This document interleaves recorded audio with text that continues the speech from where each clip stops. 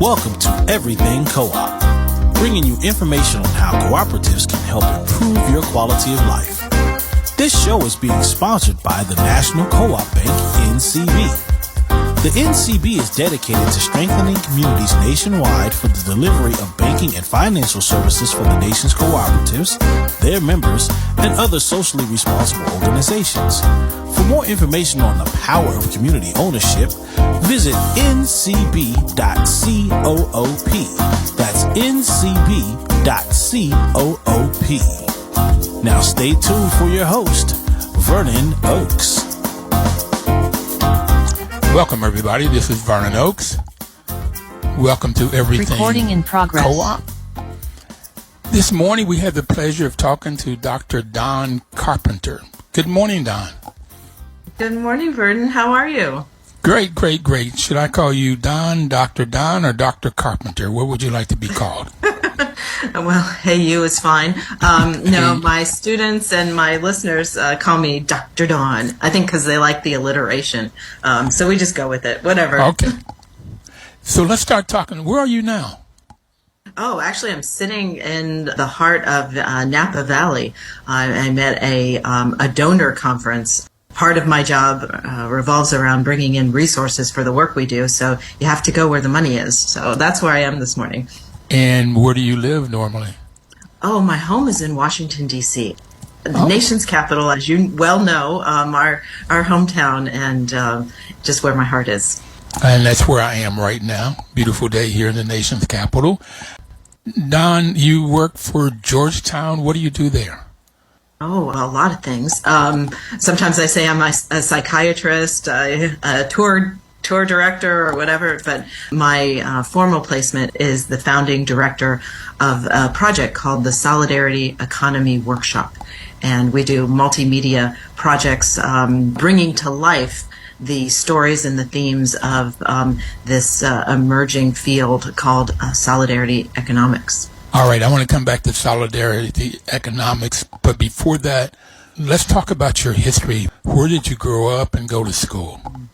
Well, I grew up in the industrial Midwest, which isn't so industrial these days. I came as a first-generation college student to my beloved Washington, D.C. to study political science, thinking I was going to be a political journalist. God had other plans for that, but at American University. And so I stayed for a graduate degree there, then a graduate degree from the University of Maryland, and then my doctorate at Georgetown. So it sounds like you have 3 graduate degrees and a doctorate, 3 masters and a doctorate. Okay. Mm-hmm. You like to study. I'm a reader, a lifelong learner. I bet that resonates with your listeners. I mean, we all absorb, the interestingness, I don't think that's a word, but the beauty of the world. And so for me, I find, the thinkers of the past incredibly inspiring. I'm not much of a fiction reader, but I pretty much gravitate to history, theology, and philosophy, some economics. But I love all of that. And you're the first one in your family to go to college? To go to college, yeah. And I went all the way. So, in fact, it was actually one of my heartbreaks. My father died a year before I got my doctorate. And so he never got to see that. But I know he's with me all the way. So what kind of work did your father and mother do in the Rust Belt or in the... Well, that's an interesting story.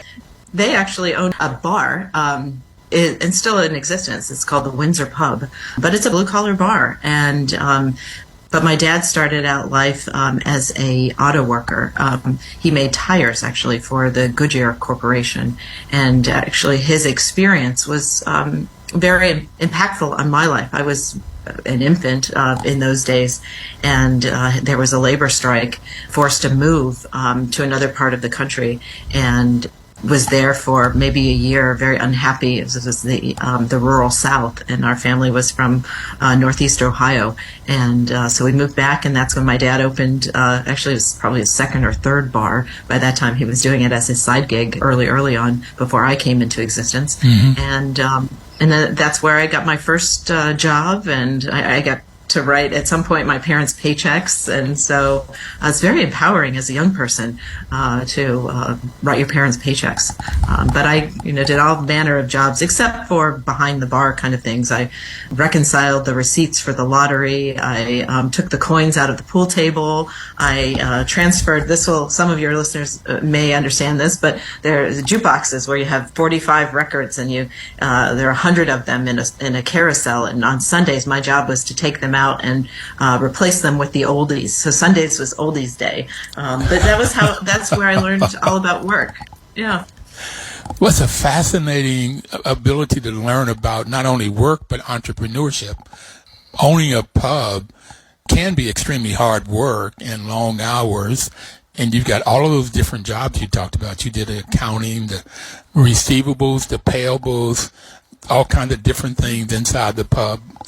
Probably too young to be behind the bar slinging the drinks. Yeah, exactly. And in fact, when I became old enough to do that, I never did it. By that time, I'd gone off to college. But my younger brother took on that part of the business and still going at it. So he's 47 now, and he did it ever since he was legally able to carry a beer.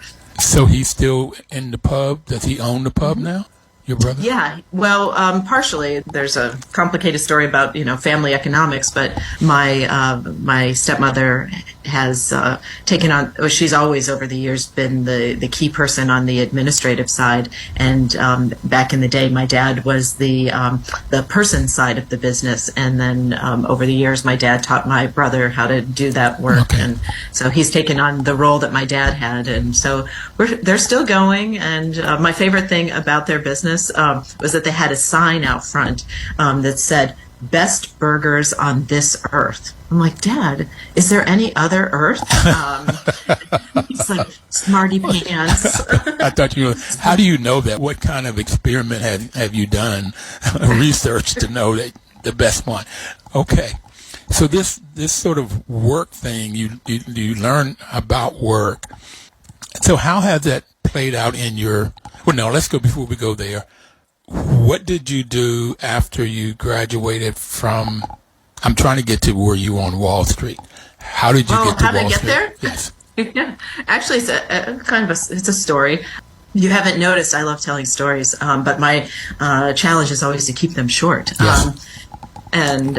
So the way I got to Wall Street was that I was studying political science because I wanted to be a political journalist.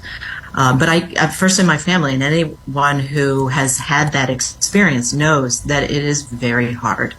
And my family was not as supportive as you might imagine. You'd think someone going off for the first time in your family to go off to college, but I think they probably wanted me to stay in, go into the family business or stay and be a journalist in our local community.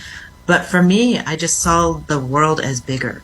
And I had an opportunity to go to American University as a summer student and spent summer in Washington and was just enamored. So here I was in Washington studying political science. My family didn't understand because, it's not a vocational degree. It's like, what do you do with a political science degree? And so on all of that, I had to work work very, very hard during my studies. And one of the jobs I had was as a corporate paralegal in a very large law firm. And I worked in the area where we were doing the documentation for new securities offerings. And so my job was to proofread the darn things. So not only did I proofread it, but I took out my calculator and I was making sure everything summed up. You have to remember, this was the early 90s, before we had the technology that we have today, where all these legal documents get circulated and nobody camps out at the financial printer's office anymore and all that. But how I made it to Wall Street was an amazing night. It was middle of the night. Our firm was doing a transaction to split up a very large hotel chain into two different companies, and I was there with the CFO, the man who was the head of the private equity firm that was arranging the part of the transaction, and the lawyer. And I just had this moment. I'm like, who do I want to be in this room? Do I want to be the client, the banker, or the lawyer? And forget about the journalists. I realized they didn't get paid enough to get the resources I needed for this very expensive education. And so I looked around. I'm like, who's controlling the situation? And I said, it's the banker, because without those funds, game over. And so I said, that's what I want to do. And so I went through school super fast. I was able to get my undergraduate and first graduate degree in about 3 years, almost 4. So I was very young. I was like, okay, what do I do?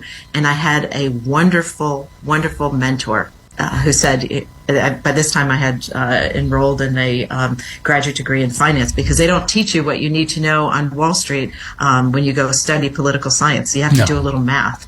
And so I went to this incredible program at the University of Maryland, which combined the public sector stuff with the finance stuff. And so for me, it was a natural progression. And so that's how I got started. I became an investment banker for public purpose organizations. And in those days, it was those accessing the capital markets that way were primarily governments. So get this, Vernon. My first transaction that I worked on was a water and sewer bond. Okay. So in our bank, they used to call fixed income, which is the bond side of the business, the armpit of the business, because we weren't doing anything sexy. I mean, we were doing, stinky bonds. But anyone who follows the financial world knows that there was tremendous change during these years, the 90s and the 2000s, and you saw the financialization of Wall Street, where they're actually creating financial products, and actually caused a near collapse of our financial system in 2008. But I was involved at the very, very beginning of an industry. I learned the business by doing these municipal financings, but then saw a niche for social purpose corporations. And it was where it hit my heart, because I wanted, again, very early on to a very strong sense of public purpose. I wanted to root out the bad politicians and write about it. That's how I started life. And then I saw those guys in that room. I'm like, okay, who's really controlling the situation? The money people. I'm like, okay, well, let's use the money for good. Okay. And so that's how my career got started. I also heard you say that being a journalist, you wouldn't make very much money. Yeah, and it wasn't about making money. That wasn't the objective. It was like paying for this incredibly expensive education. Had I not had the burden of that or thinking about that, I probably would have made different decisions. Yes. So this work, you've learned about working at the pub. You worked your way through college. You found out about trading and investment banking by working. So what do you see as work, or the domain of work right now? Oh, that's an enormous question. In my doctoral research, one of the important things that I wanted to tackle was, what does work mean? Because oftentimes people only can conceptualize as the stuff you do to earn a paycheck, or what you do in your day-to-day. And for me, my big questions about all of this are much deeper. So for me, what work means is all of our actions in the world. Vernon, think about all the things you do every day that you will never receive monetary compensation for, but there's still that action is still valuable and still important. And for me, that encompasses work. So work is every action that we do in the world. Opening our eyes in the morning is work. I mean, depending upon what you did the night before, it could be really hard work, but it's work nevertheless, because you are think it's like the pebble you put in the pond and it has ripples. That's our actions have those ripples, so that our work impacts every domain of existence. And so you've gotten me to an existential space. So I don't know if that's where you want to go in this conversation, but that's what work. We're going to take a break, and I'd like to come back and talk more about work, particularly every action that you take in the world. Every action you take in the world is work. I like that, but let's come back and talk about that. We'll be right back. Please don't touch that dial.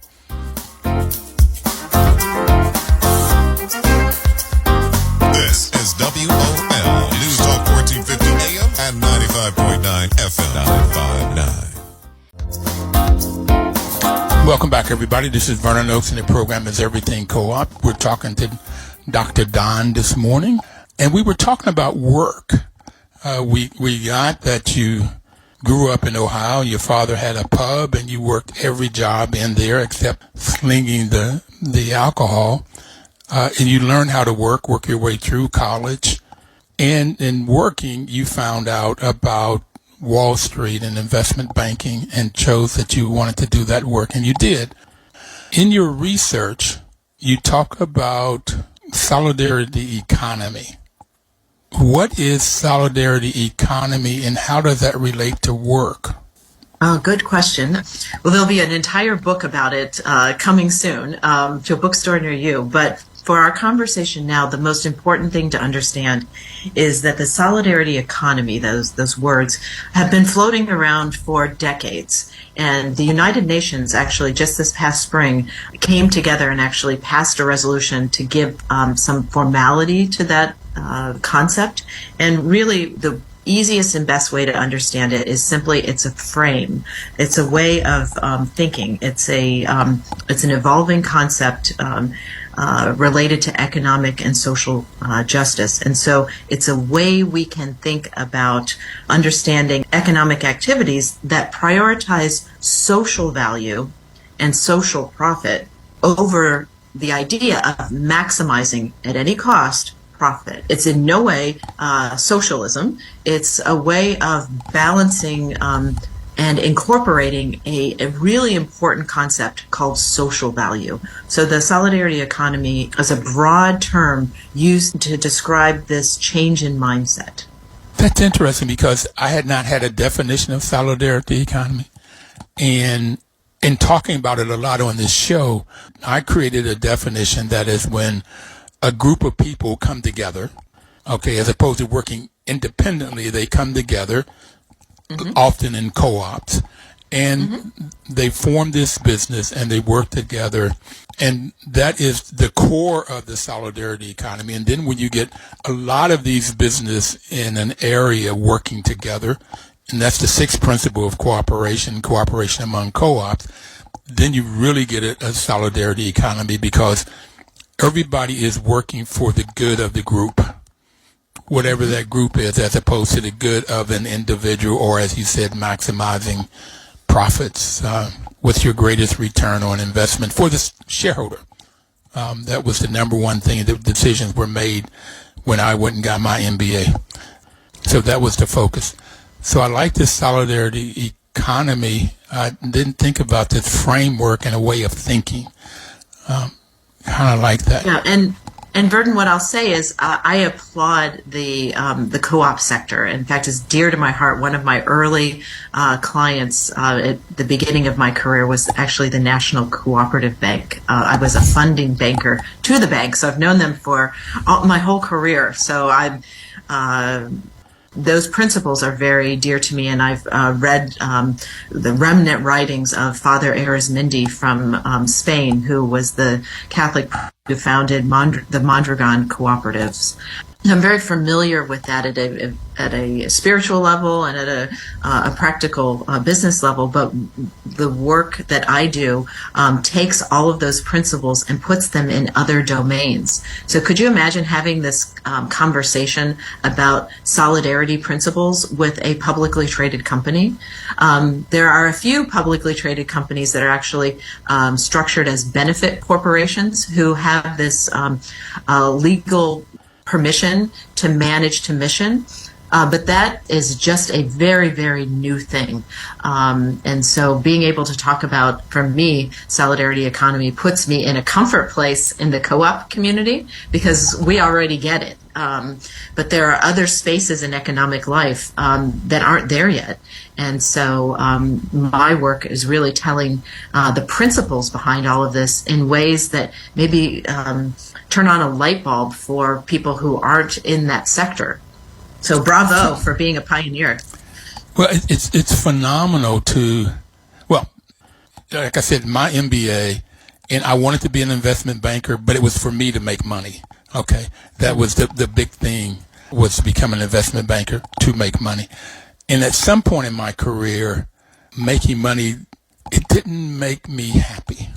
Having the big house and the big car happiness didn't come out of that, and started asking other questions. Where did you start asking questions about things like, what's your purpose here on life? What's your passion? Well, in a lot of different domains. Professionally, I've asked those questions. Personally, I've asked those questions.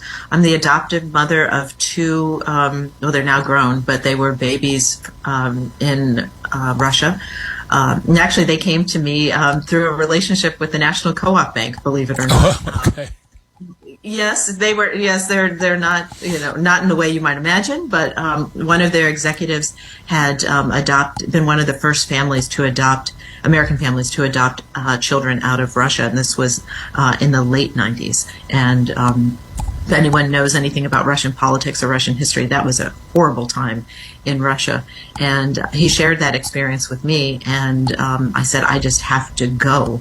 And I did. And you asked me about, like, how does this come about? When did I start asking questions? When I went into an orphanage and there were about 350 children under the age of 5 and the place was silent.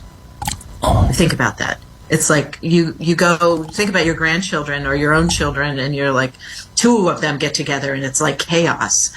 These are hundreds of them. And for me, I thought, there's something profoundly wrong. And what does that have to do with solidarity or any of these things? It has to do with the dignity of the human person. And for me, that is at the core of the work that I do in finance, because, in finance, we're facilitators. We're buyers and sellers of money. That's what we do. And storytellers, right? We tell the stories of those who need capital to those who have excess capital to invest. And so the storytelling that happens in the meantime can be that shyster stuff, but I don't think that's good banking. There's a lot of bad banking out there. But then there's the really meaningful stuff, which is how do you mitigate risk or explain risk by getting deep into the stories about why. Why do businesses make the decisions that they make, or choose to make decisions of inaction? And so it was that economic activity. It was that profound experience of being appalled at an injustice that got me thinking. So that was like the planting of the seeds. And then many years later, I came to be doing the work that I do. But for me, it was a very personal question at the end of my banking career. Well, I didn't know it was the end of my banking career, traditional banking career. I just had this moment where I met Jamie Dimon of JP Morgan in the elevator one day. He was going up to the 50th floor and I was going to 42 in our headquarters in New York. And I said, I met a friend of yours last night. And it's true, I was with one of our association clients who preempted their event because President Bill Clinton was in New York. He had just had his heart surgery. He was the former president, and I'd never heard him speak before. And it was an incredible night. So I shared that experience with Jamie Dimon, and he's like, "Oh, that's nice." And I referenced what he had preempted, and got off at 42. And I'm like, what do I do with this experience? Because if anyone in your audience knows anyone at JP Morgan, there's always this story. And so that wasn't going to be the end of my story. So he sent me an email back pretty immediately. And it was that pivotal moment. I'm like, he's just a guy. And I'm just a woman. It's like, what am I doing? I'm like, is this where I'm supposed to be? And it's like one of those cannonball moments where it just shocks you. And you're like, okay, now what? And so that's where it all got started. That's where the pivot came to the work that I do now. Okay. And the work you do now, this pivotal point happened in the elevator, going to the 44th floor. Yeah. And you got that the head of JP Morgan is just a man. And you're a woman. And therefore, what it is that you want to do with your life, what's your passion, what's your purpose. And we're going to take our second break, but I want to come back and talk about the kinds of work that you're doing now, from the bar to Wall Street to what you're doing now. And that is really what I talk about, talking more about this We haven't mentioned it, but this contributive justice. You mentioned economic and social justice, but how do you get justice for the masses of people? We'll be right back. Yeah.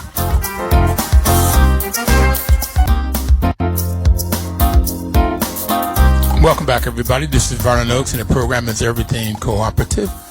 And we have Dr. Dawn Carpenter on with us today. And Dr. Dawn, in her early career, talked about working with NCB.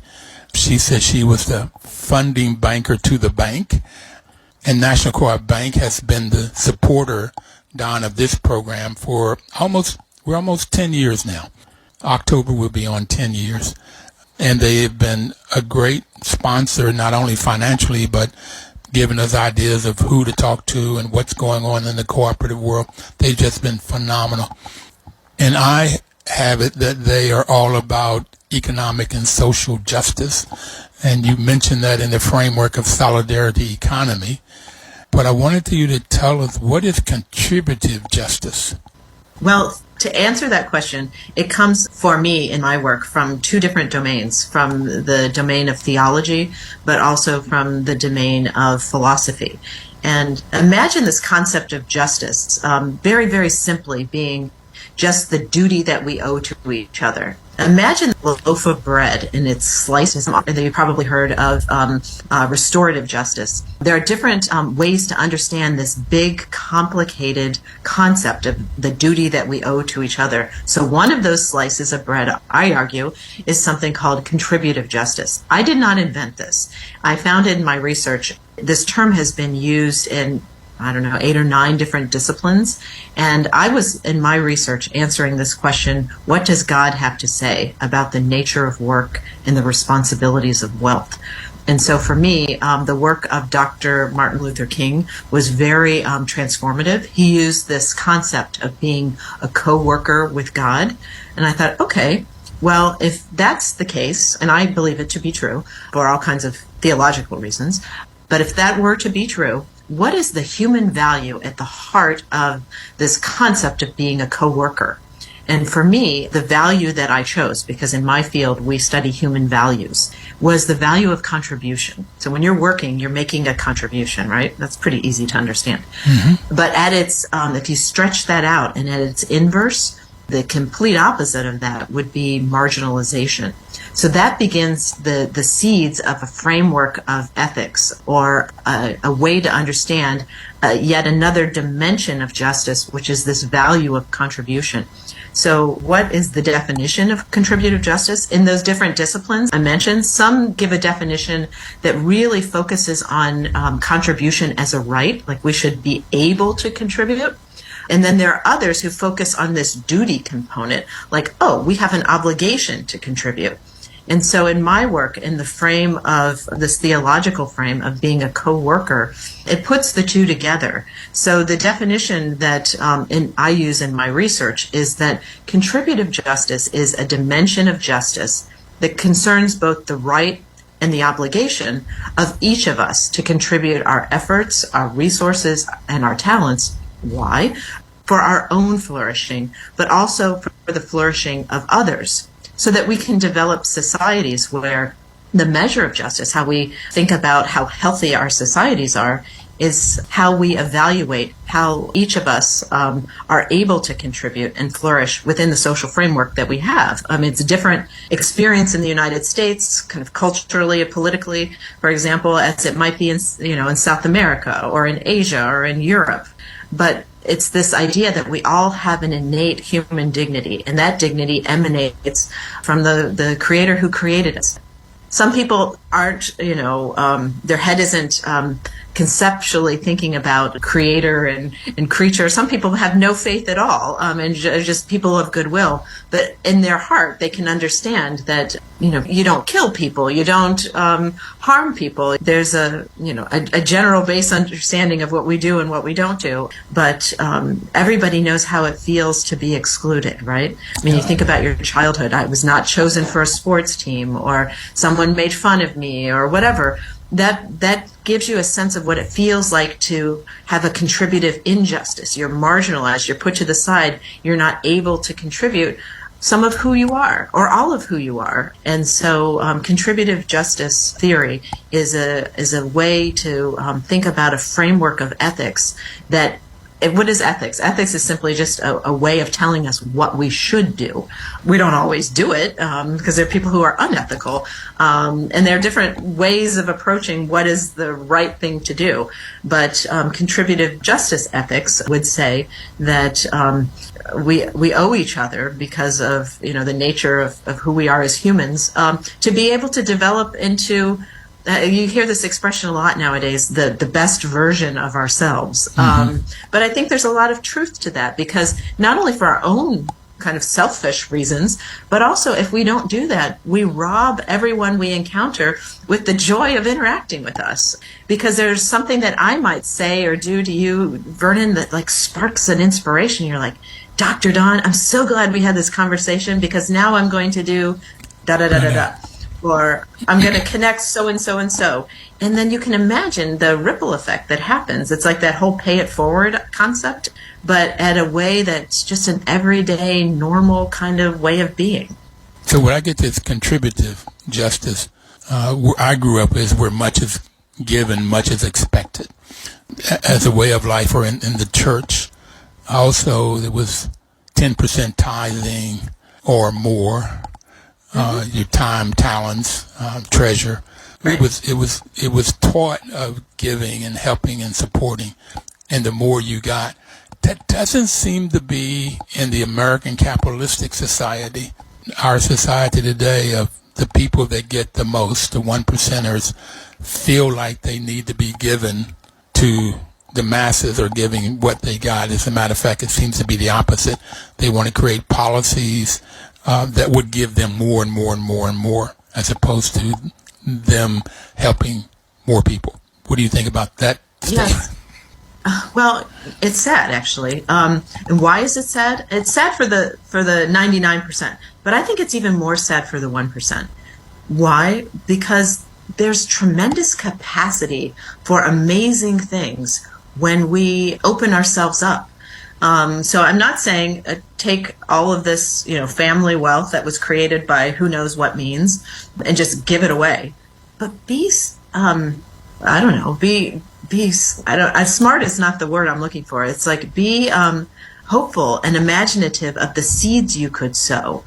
It's like you reap what you sow. It's like go plant some seeds, because the harvest that you're going to get will be incredible. And you will have no idea probably in this lifetime, because if you understand this concept, it's like I impact one person who then impacts another person and becomes exponential. And so if a person with wealth looks at that wealth that way, it becomes very powerful and invigorating and exciting, as opposed to, I'm just going to fund this program or that program. They're going to go off and do whatever it is they do, and hopefully it will reach the people at the level being served. But rather than serving someone or giving someone, it's like, why don't you use those resources to empower those people so that they can grow and develop? Because you know what's going to happen? Any rich person should understand this idea. I mean, anyone who understands compound interest, it's like, let the resources get to work fast, and then they multiply, and the multiplied dividends multiply, and it becomes enormous. So for me, we talked about work and my work, but also the wealth component of what I do. I help people understand that wealth is not only what's in your bank account, your investment account, or pockets, or whatever. It's also spiritual wealth. So for me, I have some spiritual poverty, because one of the things I have trouble with is patience. And so it's a virtue that I have to work on. So I have a deficit in my patience account at the spiritual bank. But think about the wealth of someone who has patience, what they can do, or what they can watch happen, where I might say, forget it, I'm gone, I'm doing something else. But if you have the richness of that virtue, it's tremendously, I think it's more powerful sometimes than, quite frankly, a huge bank account, because it can be more impactful to your life. I'm not, I'm touting a virtue that I don't have enough of, but I mean, there are other virtues. I mean, think of temperance or fortitude.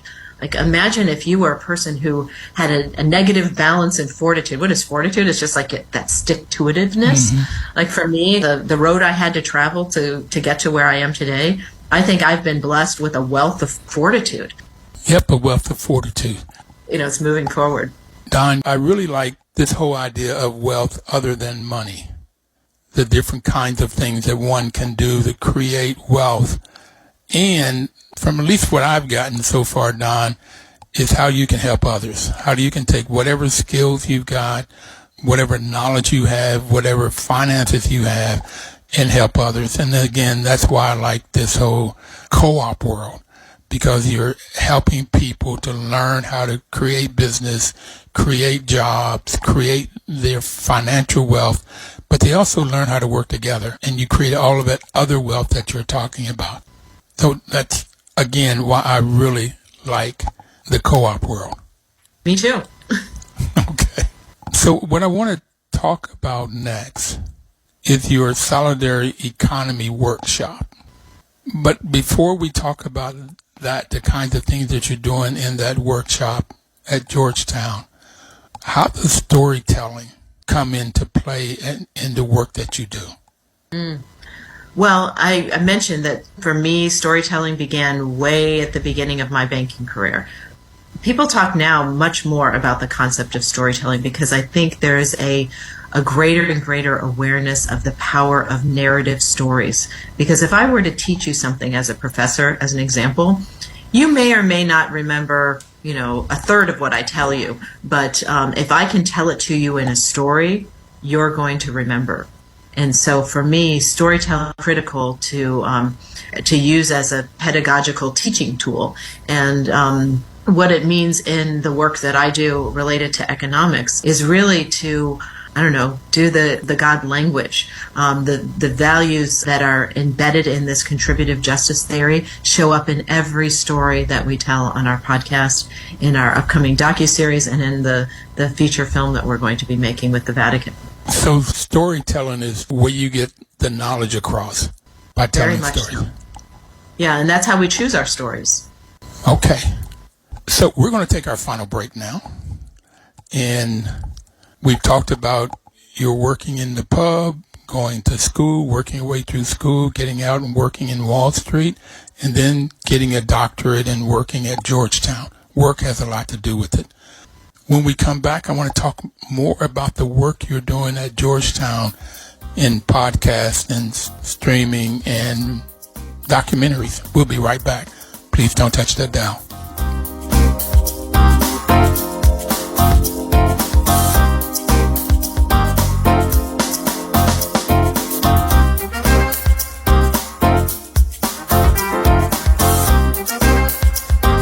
News Talk 1450 WOLAM, where information is power.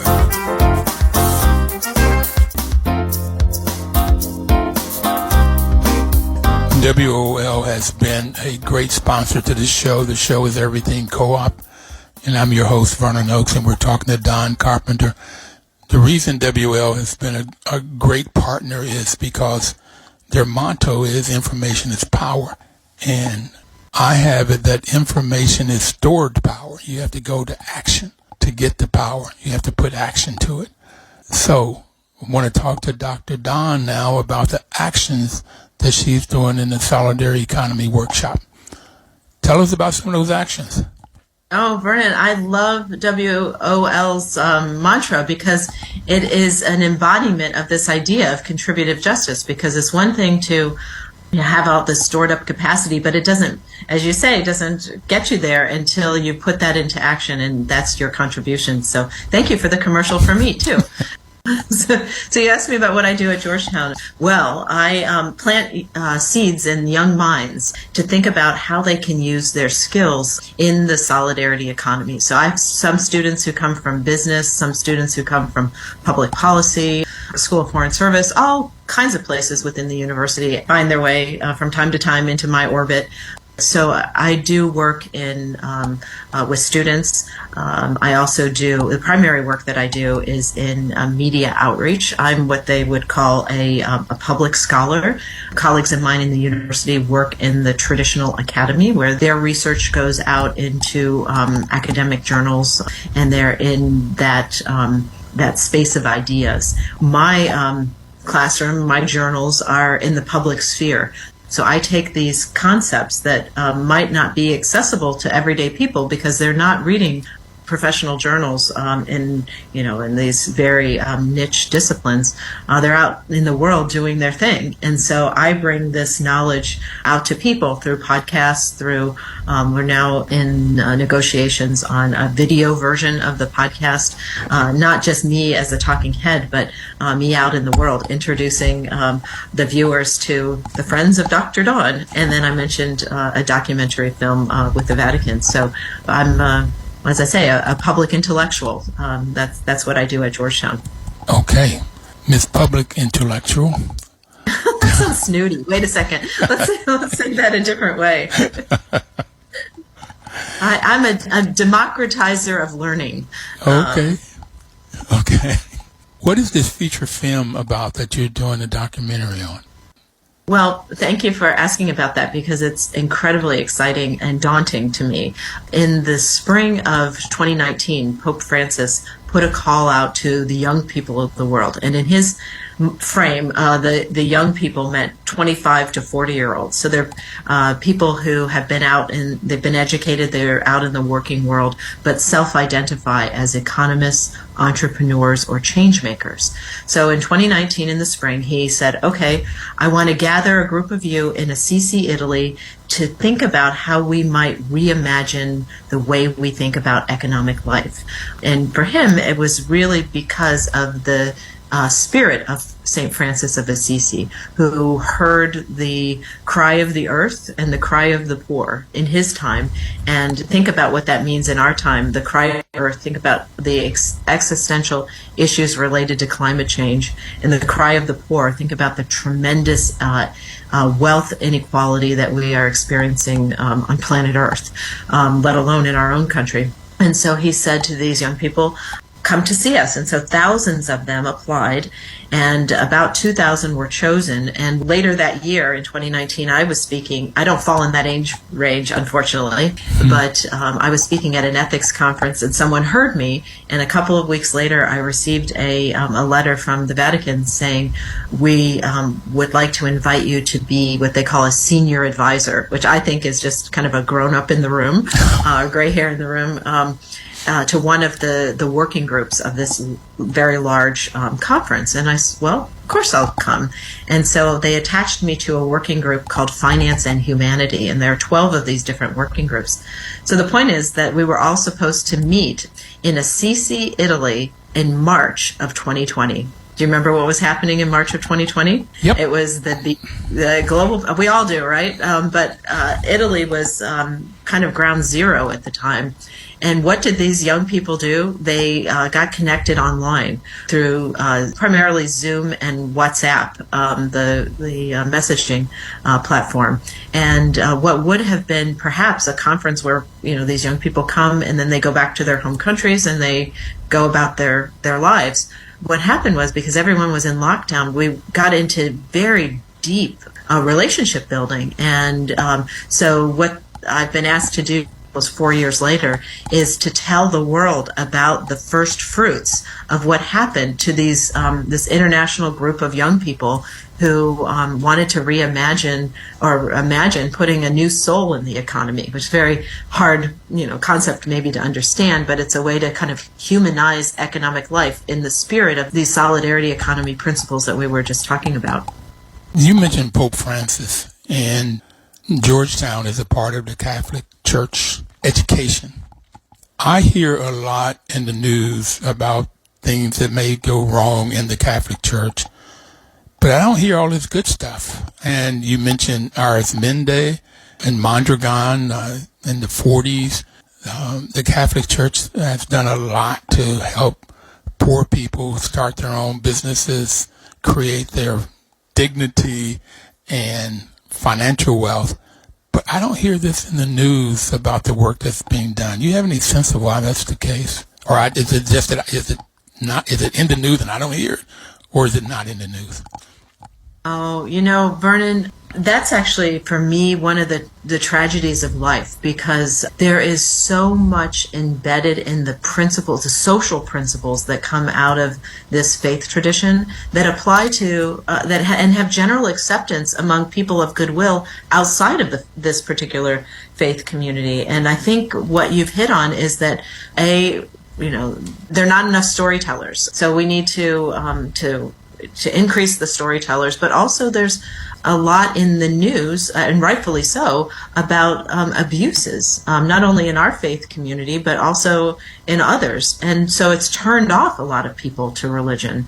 And so there's like this natural friction. It's like, okay, I don't hear about it. Why don't I hear about it? Because, the people who control the gatekeepers of news, they're writing and talking about other aspects of the faith. And so this good stuff that you describe isn't being talked about, because there aren't enough voices. But now I'm actually hopeful because of with new media technology, it enables us to get out there. But your listeners may document social encyclical, not about a doctrine of the faith, but how we live our faith, came at the beginning of the Industrial Revolution.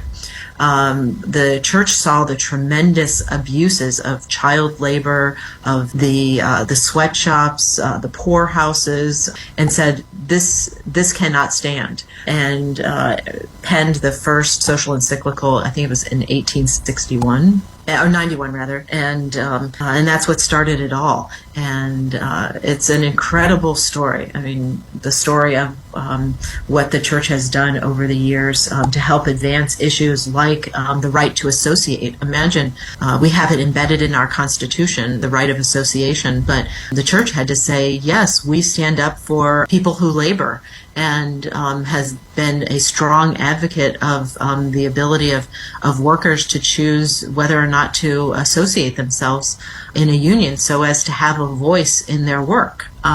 That's radical. Well, that came in the 1800s, and we've been doing all kinds of things ever since. But you're right. The question as to why, I also, Vernon, believe that there's evil in the world. Okay. And sometimes the good angels get drowned out a little bit, but I don't get stuck in that place very long. I just think that more of us need to go out and tell stories, just spend a Sunday afternoon with the church ladies. I'm a member of St. Augustine's Parish in Washington, D.C., and what a vibrant community there, and a rich history and so many stories to tell. Okay, I may want to come and sit and talk to the church ladies one evening. Okay. Yeah. What do you have for the future? What do you see in your work and the work of the church? Oh, well, I think for me, it's just sometimes you go to worship service and there aren't people there. And for me, my dream is that more people understand the beautiful things. Forget about like don't forget about it, because we need to own it and repair it, but just understand that there's beauty there. Life is beautiful, and it needs to be shared. We weren't designed to be solitary creatures. We were meant to be in community, and as you would say, in cooperation. We need to live it every day, Sunday included. Okay, and all throughout the week. We're out of time, and you just almost ended what I normally say at the end of the show is, we'll see you next Thursday. Please live cooperatively. And that's what we do. Dawn, it's been an absolute pleasure. Thank you. The pleasure's all mine. All right. Bye. News Talk 1450 WOLAM, where information is power.